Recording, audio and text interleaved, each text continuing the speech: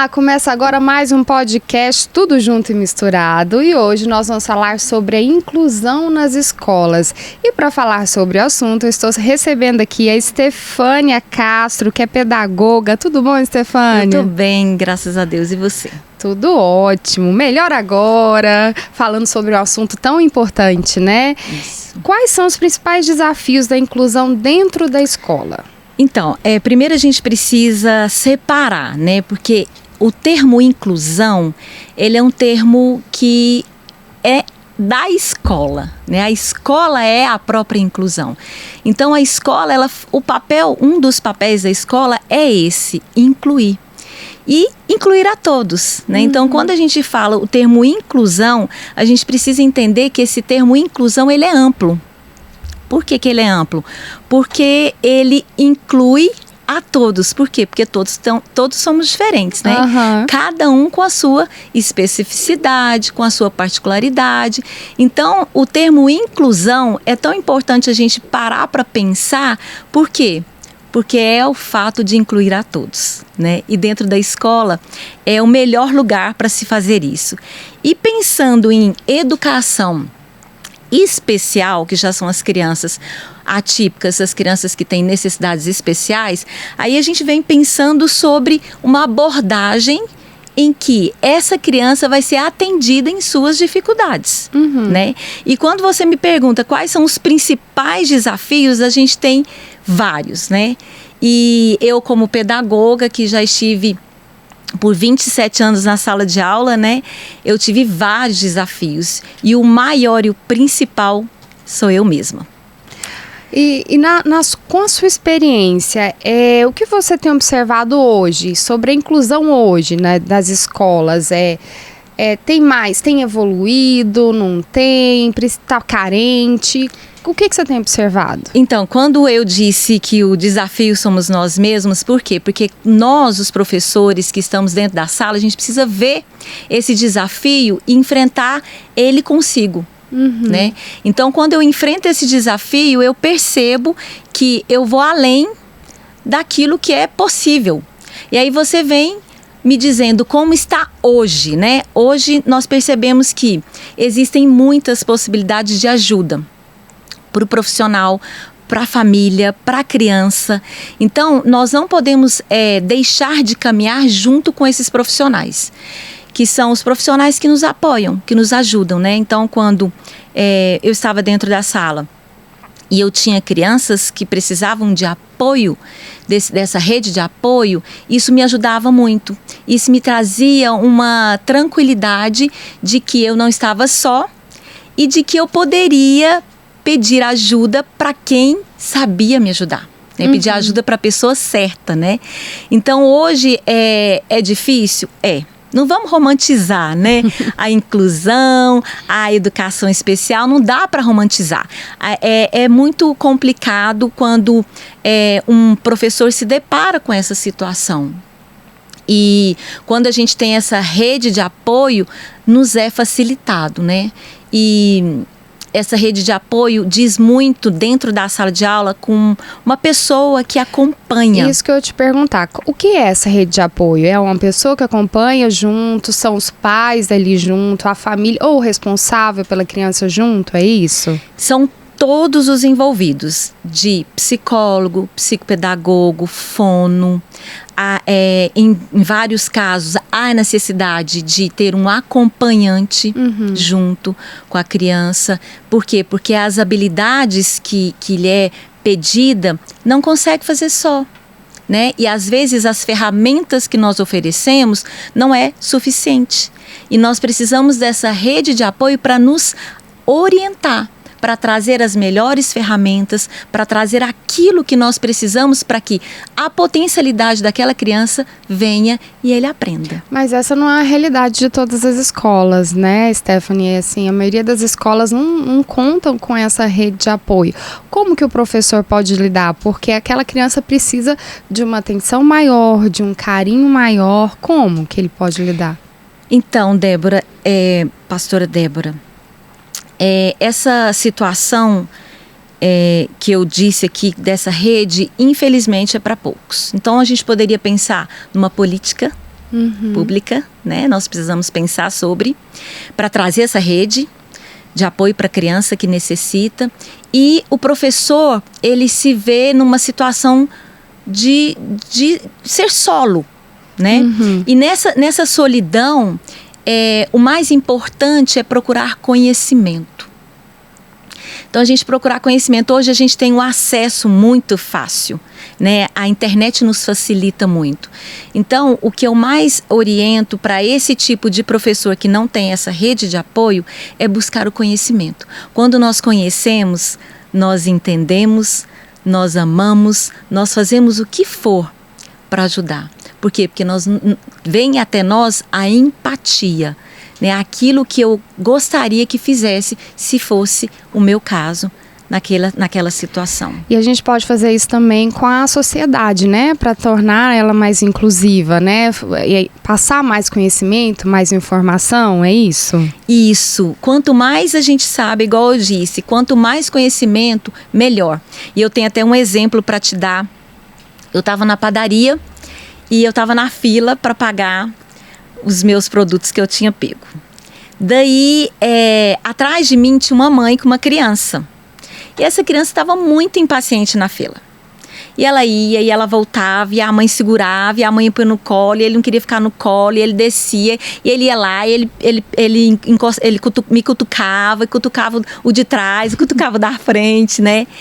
E imediatamente eu percebi que era uma criança que precisava de uma atenção diferenciada. E como eu estava na frente, né, na fila dessa mãe, o que eu pude fazer? Dar a minha vez para ela. Por quê? Porque aquilo era necessário naquele momento. Empatia, né? É empatia. Eu me colocar no lugar do outro, eu perceber a necessidade do outro. E quando nós fazemos isso, nós entendemos que é possível. Né? Eu lido muito com criança e eu percebo o quanto que a criança, tranquilamente ela faz isso. Né? Elas se adaptam muito fácil. Elas têm esse poder de sensibilidade, de perceber e imediatamente eles conseguem ajudar. Né? Então, eu falei para aquela mãe naquele momento, pode passar, pode ir na minha frente, pode pagar os seus produtos antes da minha vez. Daí ela falou assim, me desculpa, é porque ele é autista. Eu falei, não precisa se desculpar. Vá, não se importe com o que os outros vão pensar ou falar. Isso. Porque muitas vezes, pastora Débora, as pessoas só sabem julgar, né? Não vê por trás daquela birra, por trás daquela situação complicada que aquela mãe está tendo com aquela criança. Não vê, não sabe entender, mas sabe julgar. Poxa, mas aquela mãe não deu limite. Olha a birra, né? Poxa, aquela mãe não sabe colocar aquela criança no lugar dela. Né? Então, a empatia na sociedade, ela começa ela começa em nós, no nosso olhar,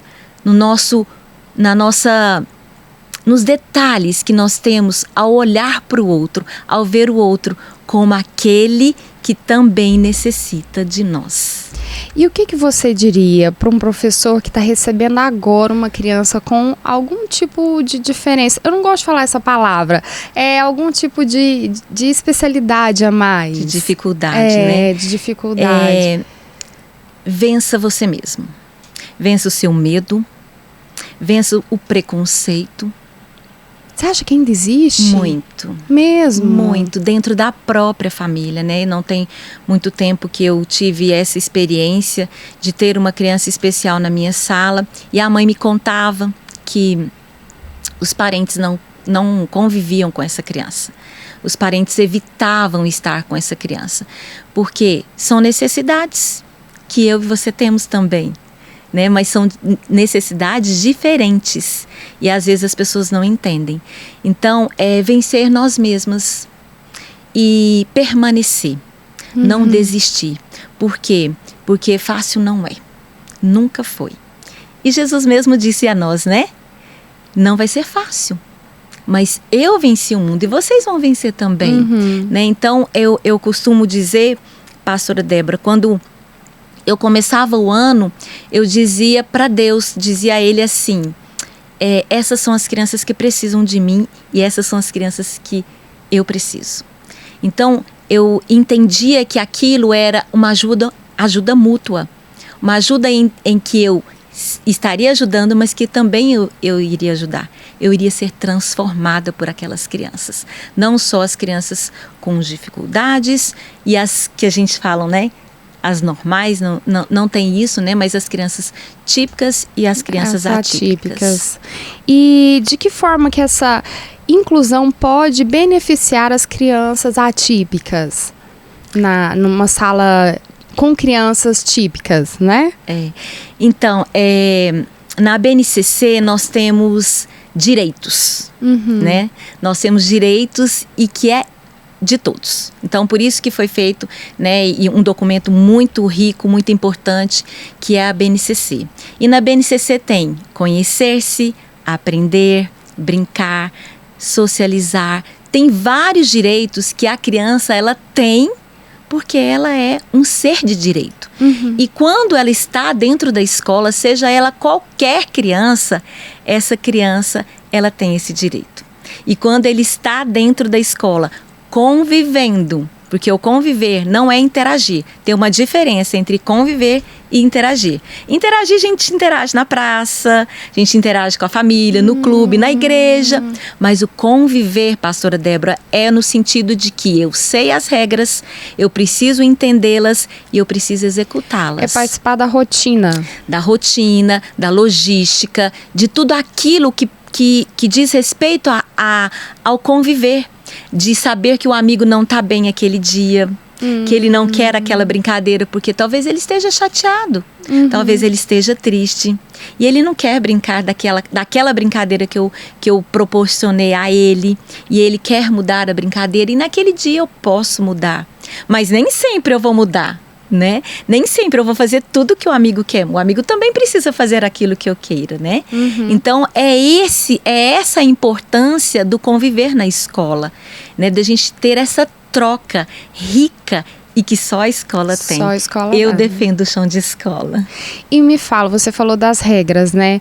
Se eu percebo, mãe, pai ou responsável pela criança, percebo que essas regras não estão sendo cumpridas, o que eu devo fazer? Ou algum professor da escola que percebe que as regras não estão sendo cumpridas com aquele aluno específico, o que ele tem que fazer? Existem casos e casos. A gente precisa ter um diálogo com essa família, né? Porque às vezes é um momento em que a criança esteja passando, né? Eu tive também uma situação em que eu recebi o meu aluno e ele disse assim, professora, a minha irmã está com câncer. A irmã dele era uma criança também, só que um pouco mais velha que ele. Daí eu falava, sério isso? Você está falando isso sério? Sério, professora? Daí eu falei, pois é, então nós vamos orar por ela. Nós vamos acreditar que Deus pode fazer. E eu fui até a família, porque eu achei aquilo muito pesado para ele estar falando, né? E aí a mãe falou assim, Estefânia, não tem nada disso na nossa casa, mas nós estamos passando por uma situação complicada. Eu e meu esposo estamos nos separando, né? Então isso, pastora Débora, tem a ver com sensibilidade. Com o emocional da criança. Com perceber a criança. Ela chegou com um dado e daí eu fui atrás para poder entender o que esse dado estava me trazendo. E posteriormente eu vi que na hora do recreio ele estava muito elétrico, muito agitado, mais desobediente, porque às vezes a gente trazia alguma determinação dele, dizia algum combinado, ele dizia não, eu não vou fazer. E aí vem um momento em que nós trazemos a certeza para a criança de que ela é amada, independente do que ela tem feito, né? E eu dizia a ele, eu amo você, mas eu não amo as suas atitudes. Então vamos repensar, porque assim não dá para ficarmos juntos aqui. Aqui existem combinados para que tudo fique bem, para que tudo fique legal. Estefânia, de que forma a capacitação de professores pode influenciar as crianças com necessidades especiais, a inclusão das crianças? Como eu já falei, eu defendo um único princípio, conhecimento.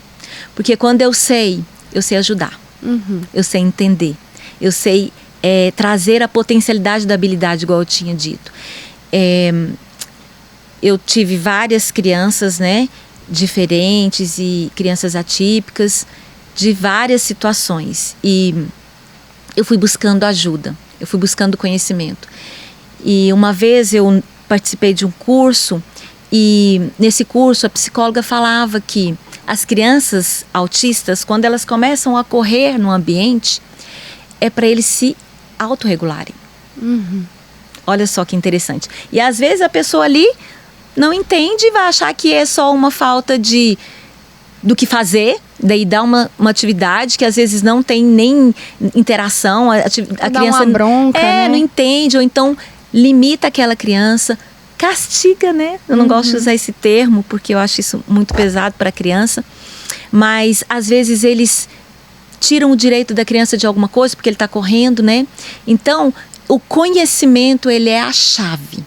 Quando eu conheço, quando eu sei que uma criança autista ela está correndo para se autorregular, quando eu sei que aquela criança, quando chega alguém diferente, ela se desnormaliza, e eu pego na mão, dou essa segurança a ela, dou uma volta, digo a ela que está tudo bem, que vai voltar ao que era só uma visita, né? Porque eles não conseguem, às vezes, lidar com essa rotina que muda, de chegar uma pessoa, de não ir para a aula de educação física e ir para a aula de música, né? Na mente deles estava cristalizado e eles têm essa dificuldade de mudança de rotina. Então, é conhecer. Quando eu conheço, eu sei ajudar. Quando eu conheço, eu sei capacitar essa criança na melhor coisa que ela tem. A importância do conhecimento, né? E quais são os desafios emocionais enfrentados por crianças com necessidades especiais na hora da inclusão, na escola, principalmente? Porque é um ambiente novo, são colegas novos, o professor é um professor, é uma pessoa nova que vai estar ali, né? Até na posição da mãe, né? Do pai ou do responsável por aquela criança. Quais são os desafios emocionais? Sair de casa já é um desafio emocional grande, né? Principalmente na fase que a gente chama de educação infantil, que é aquela primeira infância, né? E esse desafio de sair de casa, de sair do contexto familiar, é um desafio e os deixam de uma forma que o emocional fica abalado. Então, a família precisa saber conversar com essa mãe. Eu sempre tinha um tempo com cada família quando eu iria iniciar o ano para saber. Olha só o que eu perguntava, pastora Débora. Onde dorme? Ele dorme comigo na cama. Daí eu sabia que a adaptação daquela criança ia demorar mais um pouco. Quando falava, dorme na cama dele, no quartinho dele. Daí eu pensava, pode ser mais independente. Pode ser, né?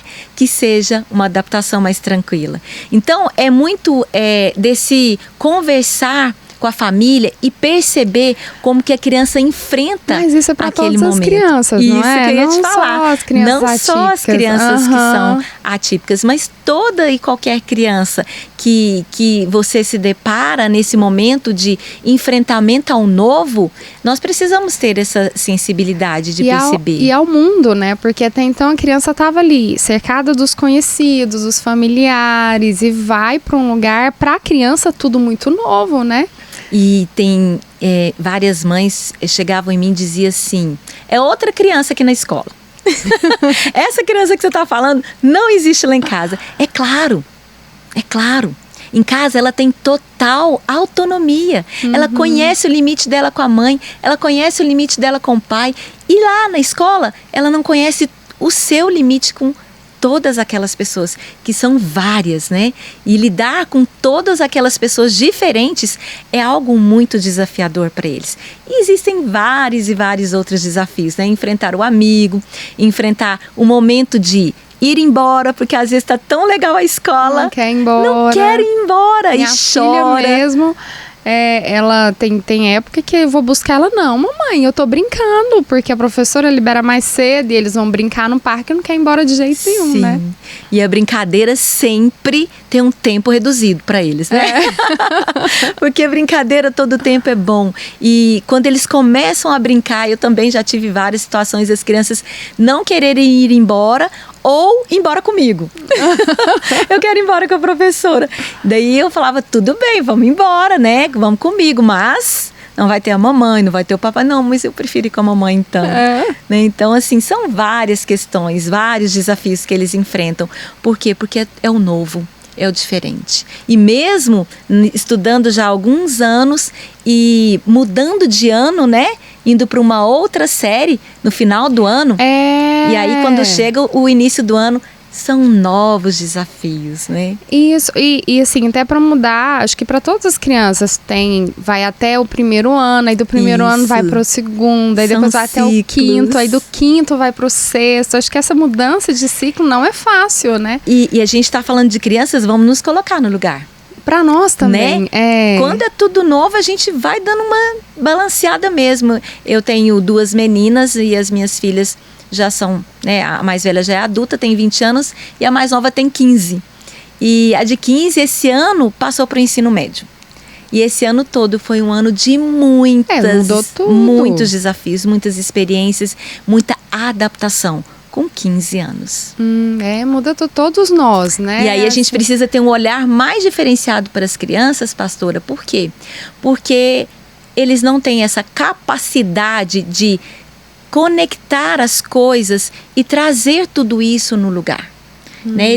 Eles pegam as coisas às vezes separadamente. Eles não sabem trazer e linkar as coisas, unir e fazer essas conexões. E nós fazemos para eles. Eu lembro quando a minha mais nova nasceu, a minha mais velha tinha 5 anos. Ela ficou muito desobediente, chorosa, teimosa, coisa que ela não é. E daí eu disse a ela, o que você está sentindo é ciúmes. Daí ela ficou assim olhando, eu falei, porque a sua irmã chegou e você está achando que o papai e a mamãe é só dela, e não é. Você está achando que você está perdendo o seu lugar, e você nunca vai perder. E foi quando ela começou a entender e a melhorar o comportamento dela conosco. Mas na escola ela era ótima. Me conta, Stefânia, tem como a gente adaptar o currículo escolar para facilitar a inclusão? Então, nós precisamos de ferramentas diferentes porque as crianças, elas necessitam de uma forma de aprender diferente. Né? Isso é necessário. Então, as mesmas ferramentas que eu uso para a maioria da sala, com certeza não vão dar certo. Uma ou outra, claro que sim. E por isso que eu falo da rede de apoio. Né? A rede de apoio, ela traz esse cronograma. Ela traz esse planejamento de desenvolvimento, né? E nos ajuda a trazer também essas ferramentas. E nos ajuda a trazer uma forma de que a criança aprenda. Porque o nosso objetivo maior é trazer essa criança para aprender, conviver, socializar com todo aquele contexto escolar. E quais são os obstáculos? A gente acabou de falar da rede de apoio, né? Que as famílias enfrentam na hora da inclusão. Eu acho que o diagnóstico. O diagnóstico. Muitas vezes é a escola que traz o diagnóstico, né? A escola não traz, a escola pede para ir em busca. Né? A escola não tem essa autonomia, a gente não tem condição profissional para fazer esse diagnóstico. Mas né? Orienta a busca. A gente orienta. Nós pedimos para ir no neuro, para ir na psicóloga, para ir na psicopedagoga. E aí esses profissionais, eles vão estreitando o caminho, né? Trazendo esse diagnóstico. E o diagnóstico, quando chega, ele é muito doído. Ele é muito dolorido, né? Então, assim, para a família, para a própria criança, né? Que às vezes eu tenho uma amiga que ela descobriu tem 1 mês e pouco que a criança dela, que o filho dela é autista, e ela disse a mim assim, Stefânia, eu não sei se eu quero contar para as pessoas. Daí eu disse, por que você não quer contar? Ela disse, porque eu tenho receio de como vão tratá-lo. Aí eu fico imaginando, né? Aí a mãe fica com medo de como vai tratá-lo, mas ao mesmo tempo com medo de não falar e não trazer prejuízos, não ter o tratamento adequado. Isso, e lembra que eu falei que o conhecimento é o melhor caminho, é a chave. Então eu, né, disse a ela, conte. Conte por quê? Porque você precisa que as pessoas entendam e não o julguem e não o prejudiquem. E dá o tratamento adequado, né? A Isso. professora dá a atenção Sim. adequada para a criança, Sim. né? Eu disse para ela, conte. Ela falou, mas é porque eu tenho receio, Estefânia, das pessoas ficarem com dó. Tipo, deixa ele fazer o que ele quer. Coitadinho, né? Ele é isso. Ele não é. Ele está. Né? Porque nós cremos no sobrenatural. Então, eu disse a ela, conte para as pessoas que você acha que vai ajudar. Para as pessoas que não vão ajudar, ok, é um direito que você tem. Mas conte para as pessoas que vão te ajudar, que é a sua rede que vai fazer com que ele avance e ele desenvolva. E qual a importância de procurar o apoio multidisciplinar, psicólogos, neurologistas, Sim, né? Nas escolas para as crianças especiais? Caminhar juntos, caminhar com um único propósito, com uma função, de fazer com que aquela criança fique bem, que ela fique na escola, ela se pertença. Ela faz parte daquele ambiente, ela se sinta pertencente, né? E também desenvolva as suas habilidades, porque na minha sala, em várias situações de sala de aula que eu já vivi, eu sempre potencializava aquelas crianças que eu via que tinham uma certa dificuldade, mas que tinham habilidades que eram incríveis. E aquelas habilidades que eram incríveis eu potencializava. Eu dizia, gente, olha só como ele faz isso bem, olha só como ela faz isso muito bem, olha só como ele pensa assim, entende? Por quê? Porque todos nós temos potencialidades, temos habilidades que somos excelentes em fazer, mas temos outras que nós não somos tão boas assim, né? E se eu perceber, por exemplo, a pessoa eu tô com um filho autista ou atípico e eu tô percebendo que a professora não tá dando o tratamento adequado, eu tô achando que a escola não tá me oferecendo esse tratamento adequado, eu tenho a quem recorrer ou eu só mudo de escola ou tiro da escola? Eu acredito na conversa, no diálogo, né?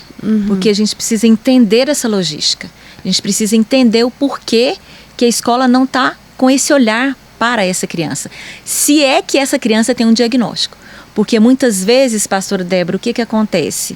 A criança chega sem diagnóstico, e aí nós na escola, nós ficamos sem o que fazer. A gente tenta de uma forma, a gente tenta de outra, porque a gente não sabe como fazer, não temos a rede de apoio para nos ajudar, que conhece a criança, que já tem uma caminhada com a criança, que já sabe como nos conduzir. Nós ficamos perdidos. E às vezes isso soa para a família uma forma de descaso. Não estão dando importância, não estão dando o olhar. Mas eu preciso saber, né, se essa criança tem um laudo. Né? Ela tem um laudo, ela passou por vários profissionais em que trouxe um diagnóstico que é possível trazer uma situação de ajuda, né? De olhar diferente. É a importância do conhecimento, né? E a importância de trabalharmos todos juntos, né? Família, escola, para incluir aquela criança, não é? Sim. Foi muito bom a nossa conversa, muito esclarecedora. Vou te chamar mais vezes para a gente conversar aqui, pode viu? Convidar, eu sempre estou à disposição. Eu estou aqui para ajudar mesmo, para trazer informação e trazer aquilo que eu tenho de experiência. A minha experiência serve para ajudar você e a sua serve para me ajudar.